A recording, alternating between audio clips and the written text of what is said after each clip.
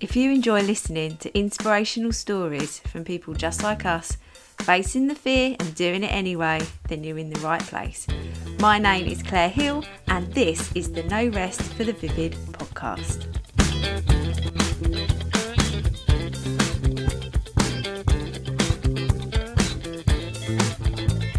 Hello, welcome to another No Rest for the Vivid podcast with Claire Hill. That's me. And this podcast, whether you're listening or you're watching on YouTube, is all about how to be consistent and productive. And that is the final part of my Warrior Boss framework. My Warrior Boss framework, as I have detailed over the last few episodes, I think this is episode 5 of talking about the components of the Warrior Boss framework. We have warrior energy, or creating your warrior energy, vision, strategy and planning, having a money-making attitude, and now finally we have consistency and productivity. Now in front of me, I have my list of my top 5, well, 5-ish, maybe nearly 6 tips of how to be consistent and productive. And I'm going to start, the first one I'm going to start with is done is better than perfect, right? And as I do that, I'm just remembering that my No Rest for the Vivid podcast mug. I just remembered that I didn't finish my coffee before recording this. So just excuse me for a second. Moving on. Done is better than perfect. Now, the reason why this is like right in my mind right now is that I've just set up all of the studio to record the podcasts. I am accepting now that recording my podcast is taking longer than editing the videos takes longer than 1 day a month. I now have to give it 2 days a month, which is actually, if you think about it, not really that much time, but I adore it. It's totally fun. I'm not moaning. So, but today I'd booked in, really disciplined. And again, I'm going to talk about this later on in the episode. I set up all of the stuff. I'm filming this in cinematic on my iPhone, and looked at my face. I'm 38. I'm really under the impression, because I'm so small, I'm only 5 foot tall, I can fit into kids' clothes. So in my head, I don't actually look like a 38-year-old. I'm sure that everybody feels like this. And I'm sure that actually, what is the definition of looking like a 38-year-old? No idea. But when I turned that cinematic full 4K HD camera to my face just now, I was like, oh, a bit tired there, Claire. I do look a bit tired. I mean, I'm still in massive action mode, which I can talk to you about as well in this episode. Massive action mode is where I go for it. So I'm on day, I've got, is it 3 or 4 days left? So it's Wednesday today, Thursday, Friday, Saturday. Yeah, I've got 4 days left. Though I will come Sunday probably edge off a little bit. But it's just where it's very self-explanatory. It's massive action mode, but it makes me tired, and I am looking after myself to make sure that I'm not getting too tired. But I recognise, I'm going off on a tangent. I recognise that I was looking pretty tired. And I thought, right, I'm going to put the powerful lipstick on. I'm going to put the bolder lipstick colour on, and just be bold and just go for it. Done is better than perfect. Face my fear. What is the worst that's going to happen if I look tired on a YouTube video? What? People are going to think I'm a real person. Funny that, I am a real person. And also, I have not used filters on my face for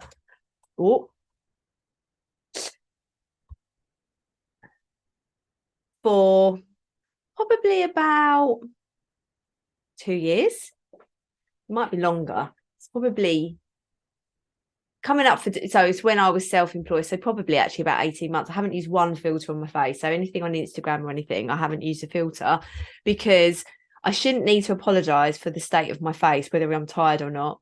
It can impact my confidence. I'm a human being, but also I've got more to give you than my face. You know what I mean? Delivering this podcast and this video to you is much more important to me than what I look like. I'm just not looking at myself. That's a tip, actually. Recording stories or recording anything, never look at yourself. I'm looking straight at the camera. I can sort of see my face here. I'm not looking at it, so I'm not bothered. People, when you record stories, I can tell when people are actually looking at themselves, and that can put you off. And don't watch them back either. Ooh.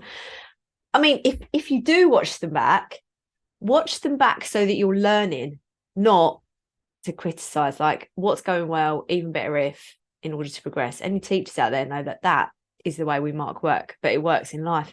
Anyway, so number one, when you are trying to do something, forget perfectionism. Perfect doesn't exist. Practice makes progress. Doesn't make perfect, because perfect doesn't exist. And just accept that done is better than perfect. Just getting it out there is better than anything else. So following on to number two. Number two is all about the 1% factor. I've done whole podcasts about the 1% factor, and the 1% factor needs to be in your daily habits of life in general for everything.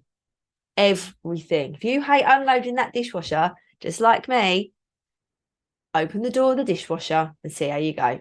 Trick your mind into being more productive.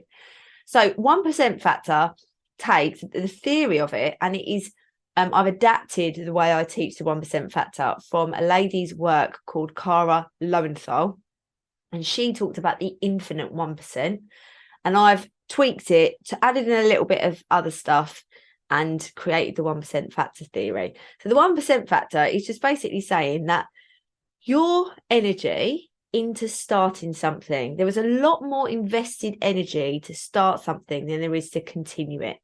Starting something takes a lot more work than continuing it. So if you break down the amount of time or the different tasks in a project or a task like emptying the dishwasher, then what you can do is just start it off with 1%. Now you can, as you practice this, you'll get used to what a 1% factor is. But if you don't know and you're just starting out, just put a timer on for 2 minutes. So one of my clients, she's got something that she needs to do at home, and she's been putting it off and off and off and off and off. And I know you're going to be listening to this. You know who you are. And I said to her this morning, one, I want to see a photo of it to increase accountability. And that also, I think I need to add in another one. There's so many ways that you can be more constructive and productive. I'm just going to write that down, the one that I've just thought of. And cut this bit out. So being more productive. No, hold on. So I asked her to take a photo of it so I can hold her accountable. And then I said to her, after work, all I want you to do is put your favourite song on. And as that song is playing, do 5 minutes, do what you need to do. That's all I'm asking her. Now, reading between the lines, she's worked with me for quite a while. She knows what I'm doing. I'm tricking her mind into doing more. But that's all she needs to do. So if there's a project, I mean, I'm putting off a massive one. I must admit, right now, I know I'm looking after my future self, which I'm going to talk about in a minute, but I'm sort of resenting myself right now because I can take on lots of work, right? I am a Trojan. I've got a lot of capacity for work, but I need to build I don't need to, but I want to. I want to build a new website for Vivid Wire. I want to create a new website for my coaching and business support, which is separate from the Vivid Club, which is going to be Claire Hill website. And I need to expand and develop the Vivid Club membership website. So that's 3 websites. If you're putting off starting one, I know you're paying times 3. But those kinds of jobs where you're putting them off because you know they're massive, chunk them down, 1% factor. Another thing is for Vivid Wire, I have a lot of craft kits and teaching wire art. Oh my God, I love it. I love making wire art. Love it. Like if you see, there's wire art everywhere. Like behind me, there's a flamingo as well, but you can't see the flamingo. See if I can turn. No, you still can't see it. So we'll leave that there. So I love wire art. I love making. I love the process. I love packing orders. I love everything about it. Adore it. But I actually really love teaching too. So I've created all of these kits, but they need to get out there and people need to know about them. And one of the funnels I have or one of the streams that I have of income is through Etsy. But Etsy doesn't like me very much at the moment. It's punishing me. So I am fighting against my resentment against Etsy for ignoring me and putting one kit on every day just to build it up. There's another project I'm working on, a huge bespoke order. It's massive for a school. And this project, it takes ages. To sit and do it all in 1 or 2 days is just too much. So I just do 20 minutes, 1% factor every day. And it just helps going forward. So if there's something that you're putting off, even if it's day to day, even if it's like putting the clean washing away, just roll a pair of socks up, the 1% factor can help you to build momentum in that. Right. Number 3, to start your day to be more productive, brain dump. Again, I've said this before, but even if you put a timer on, again, 1% factor, put a timer on for 1 minute and you just clear your brain, you must remember that your brain is for thinking, not remembering. Obviously, we have memories. That's our long-term memory. Those memories are stored while we're sleeping. But we cannot store memories effectively while we are awake. And that uses our short-term memory. And so it maxes out. And if you're doing all of these normal habits and, doing life and running a home and running a business, and if you've got kids as well and all of this jazz, that is going to take up a lot of that, like, what do they call it on a laptop? The REM? No, that's sleep. The working memory, the short-term memory that you are using all the time, it runs out. There's only a certain capacity. So dump it. Like, you really think about the therapeutic nature, writing down stuff. Now, you may prefer to type, that's fine. But there is science and there's research to say that it's more therapeutic to handwrite it. But if you're running out of time, just get it done anyway. Brain dump everything that you want to achieve in the day. And then using the Eisenhower matrix, which is also, there's another podcast episode just about that, prioritize what you want to do. So in priority of what is urgent and important, those things must come first. So go through your list, pick out the urgent and important pieces. Then, third way to prioritize, using the grandma principle. Again, there's a whole little mini episode on that. Grandma principle is all about ordering your tasks in order of least favorite first.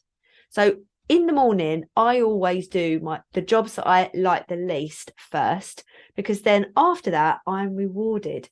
After that, every single job is more fun.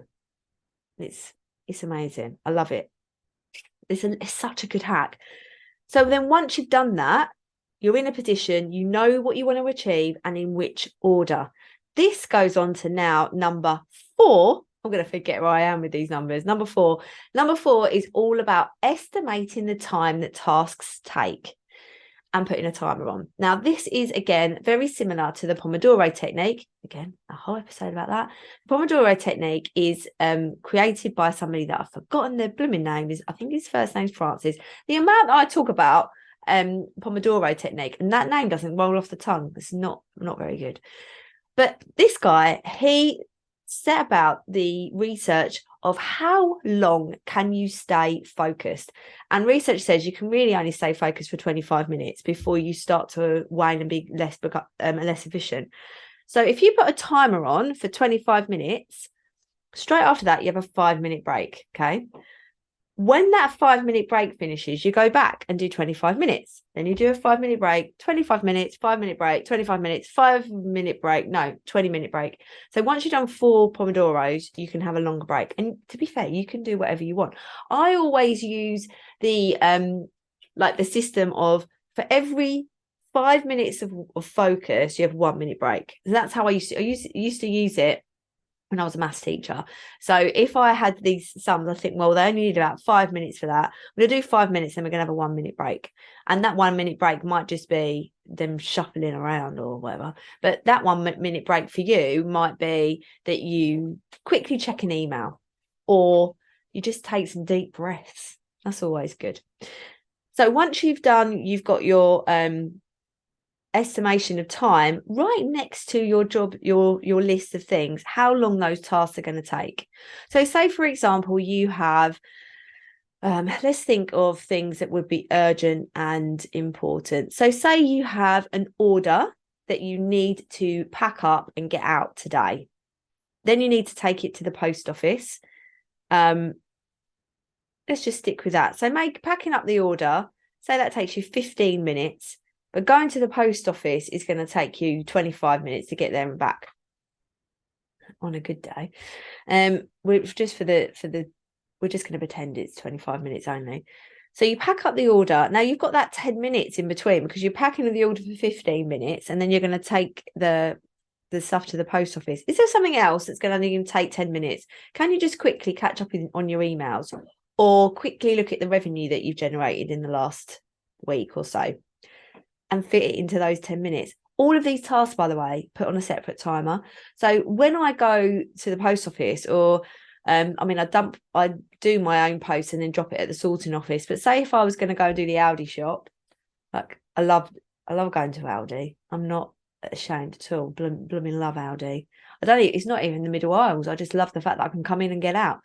I have my list. I go in and I look at the time and I'm like, right, I've got 20 minutes to get in and out of here. Oh my God, do I sting around those aisles? I literally just sting around, go that fast that my hair flies out. But I do time myself doing almost everything. When it's my lunch hour, I put a timer on. When I have a break to have a cup of coffee, I put a timer on. When I'm scrolling, I put a timer on. When I get ready in the morning, I put a timer on. Even to the point where I time sometimes my showers to make sure that they were within 4 minutes. Now, that is quite extreme, but God, it makes me efficient.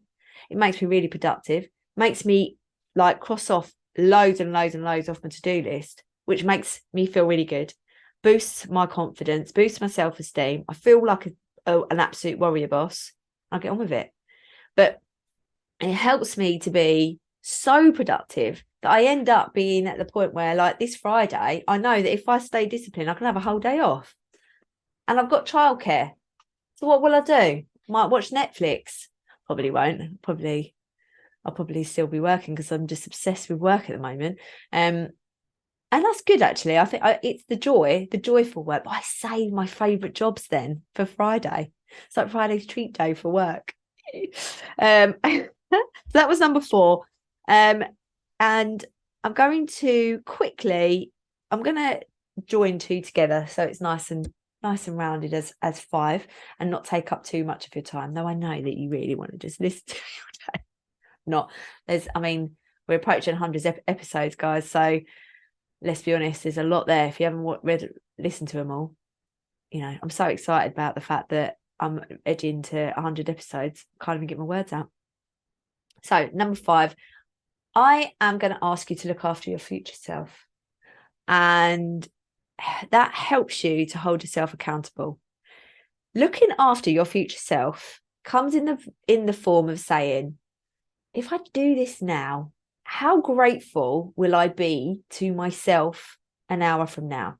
Great example of this is these, and I feel like I am focusing on quite mundane tasks or things you have to do that are just so boring. I'm giving all of these examples, but the reason I'm doing that is because these kinds of tasks leak energy, and you need to be funneling as much of your warrior energy into your business as possible. You don't want to be leaking it all over the place by going, oh God, I haven't done that. That uses energy. That uses the wrong kind of energy. That uses warrior energy, not warrior energy. So if you, for example, again, haven't sorted out your dry washing, it's going to make you feel like shit. It is. You're going to be like, oh God, I just can't be bothered. And then it becomes more and more. And as you walk past it, leaking energy. Same as if like you leave this where you work, wherever the workspace that you've got, and you don't tidy up at the end of the day. Oh my God, how crap does it feel walking into an untidy space to work? Because we're not in the corporate world anymore. I mean, to be fair, my desk, I used to leave it tidy-ish when I left school, and where I used to work before that, but I didn't have to clean up. I mean, I have an amazing woman oh my God, I love her to bits, who cleans the house for me. Really, I should ask her to clean in here, actually. But, you know, when I move into new offices, which is happening, it's happening, guys. I'm telling you, I can't wait. I don't know when, but it is happening. But they'll have cleaners. So anyway, where have I gone from? It just feels rubbish, doesn't it? Coming into an untidy space. It doesn't set you up well for the day. It's the same thing as like all of that planning. If you get on top of it, like going back to point 2 about brain dumping and scheduling your timings. If you do that the night before, so when you come in to your workspace, you're straight on, you know exactly what you're doing. You just put a timer on, you can get on with it. Life changing. I do want to say that I do schedule my day like that. So in my schedule, this is my book for next week, but my schedule today is 8 o'clock. Well, today I didn't need to drop Jackson off because my husband did it, but so I was in the office at 7:30, and so I was doing some catch-up admin. 8 o'clock, I was packing orders for an hour. 9 o'clock, I started planning all the podcasts and setting up and everything. Then by 9:30, I was ready to record. I'm recording this one until 10 o'clock, and then straight into another recording. I've got my notes, you know, like I know where I am at whatever time of day it is. I know what I'm supposed to be doing.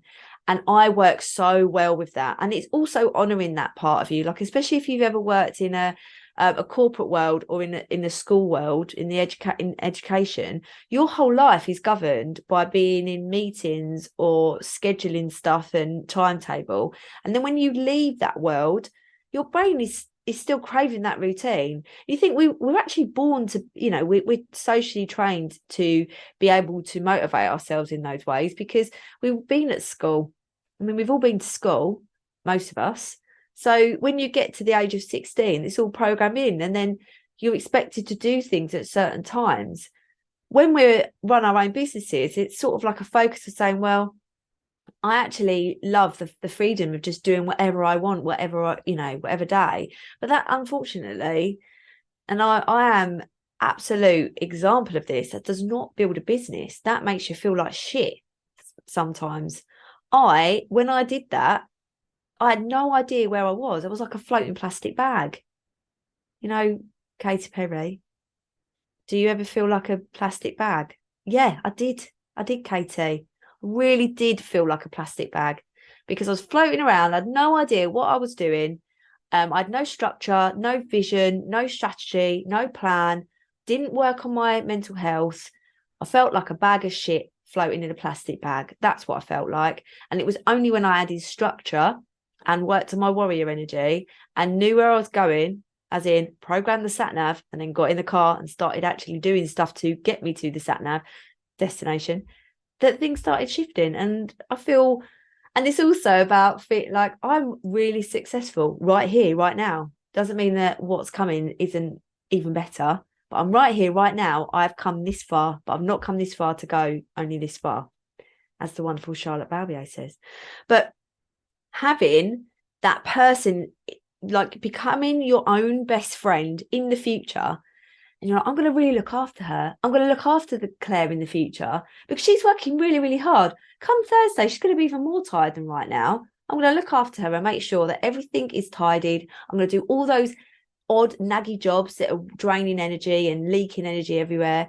And by the end of that week, that Claire is going to feel like such a warrior boss and is going to be so grateful to me, the past Claire. I am holding myself accountable for her. And if you can't do it for yourself, do it for, at the moment, I mean, I know we've spoken about the fact that your energy is the most important thing, but if right now that you can't manage that, think about your partner, your family.